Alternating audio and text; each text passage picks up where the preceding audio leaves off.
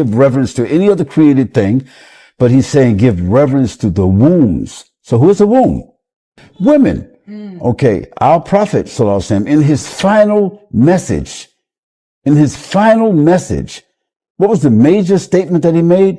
O men, be careful of your duty to your women, because Allah is going to ask you about this responsibility. If anyone were to read the Quran objectively, you'll see that, unlike any other scripture, Allah has assigned a special place. I've actually read the Quran, and there actually is a lot of interesting things in there relating to the women. I've noticed that it gives women rights to inheritance. It's given women rights to work, to consent to marriage. It's probably the only religious book I've read that has actually physically spoken about the rights for women.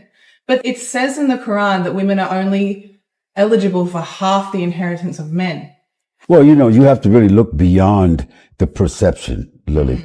Allah, he says, men are responsible. They're holding a responsibility over women. So that means that this young man who inherited, he has to take care of his grandmother, his mother, his sister, his daughters, his wife, his aunties. All those women he's responsible for.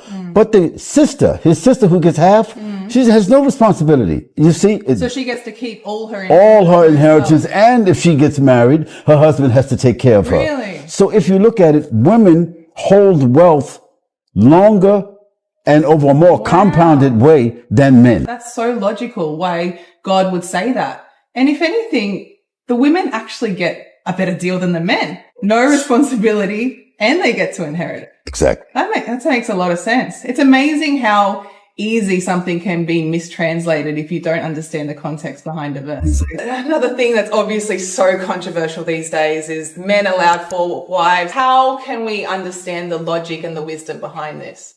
God, he knows best about this, but keep this in mind, Lily. Before the Islam, there was no limit upon